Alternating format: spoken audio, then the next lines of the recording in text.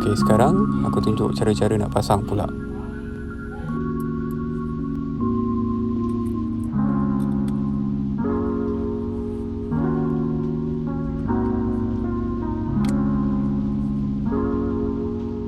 Untuk positionkan kamera ni, kalau korang nak mudah, download dulu 70my punya apps and then link kepada phone so that korang boleh tengok live view kamera punya position kat mana.